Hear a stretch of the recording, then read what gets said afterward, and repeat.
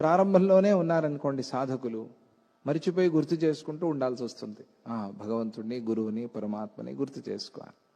లేదా బాగా దృఢమైందనుకోండి, కాస్త ఎక్కువసేపు వాళ్ళు స్మరణలో ఉంటారు.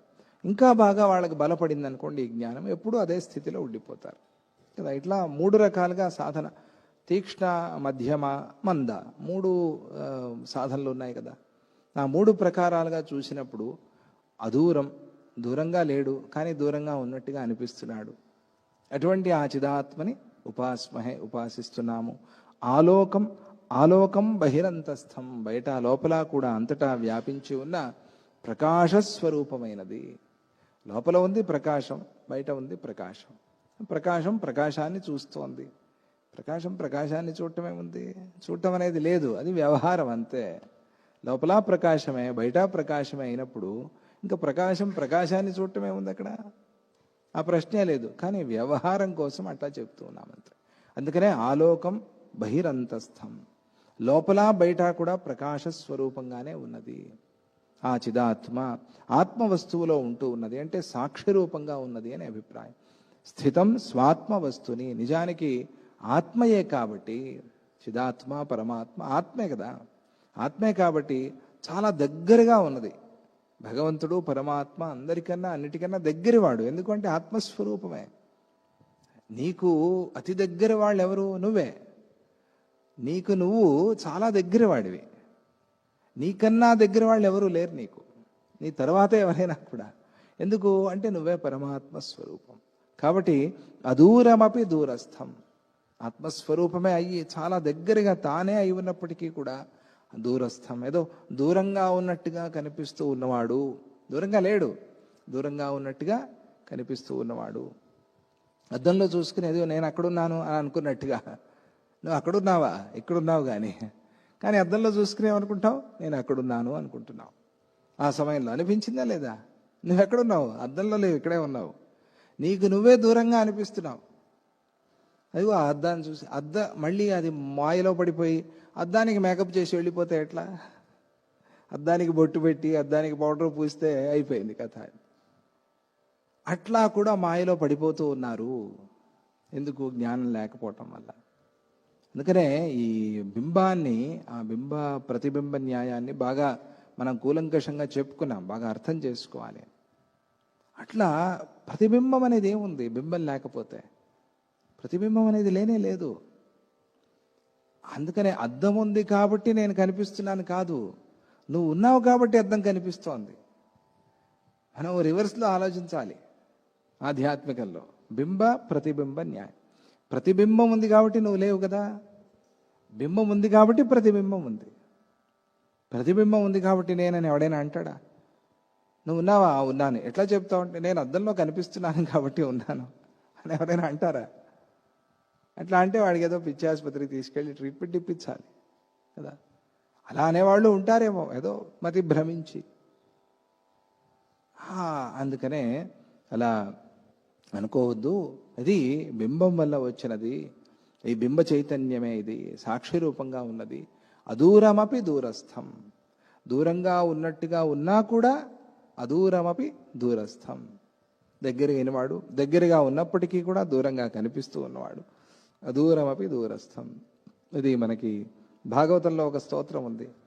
అతీంద్రియం సూక్ష్మం అతి దూరమివ స్థితం. సూక్ష్మంగా ఉన్నాడు కాబట్టి ఏమనిపిస్తుంది? చాలా దూరంగా ఉన్నాడు అనిపిస్తుంది. ఆకాశం ఇక్కడ ఉంది, అక్కడ ఉంది, అంతటా ఉంది ఆకాశం. సూక్ష్మమైంది కాబట్టి ఆకాశం చాలా దూరము అనిపిస్తుంది. ఇక్కడ లేదా ఆకాశం? ఉంది. నీ లోపల లేదా ఆకాశం? ఉంది. ఆకాశం లేని చోటేది? సూక్ష్మాతి సూక్ష్మం కాబట్టి చాలా దూరంగా అనిపిస్తోంది. ఆకాశం ఎక్కడరా అంటే అది చూపించి ఆకాశం అంటున్నాను. ఇది కాదు ఆకాశం, ఇది దాటి వెళ్ళిపోవాలి మళ్ళీ. ఇవేమి ఉండకూడదా? ఇది ఆకాశం కాదా ఇక్కడ ఉండేది? ఈ లోపల ఉండేది ఆకాశమే. సూక్ష్మంగా ఉంది కాబట్టి అతి దూరంగా అనిపిస్తుంది అంతే. అందుకని నీలో కూడా సూక్ష్మత్వాన్ని పెంచుకోవాలి. గురువు దూరం అయ్యాడు అంటే గురువు సూక్ష్మమైన వాడు కాబట్టి దూరంగా అనిపిస్తాడు. నీలోనూ సూక్ష్మత అనేది పెరిగితే అప్పుడు గురువు నీకు దగ్గరగా అనిపిస్తాడు, చాలా దగ్గరవాడు. అందుకని అతీంద్రియం సూక్ష్మమివ అతి దూరం.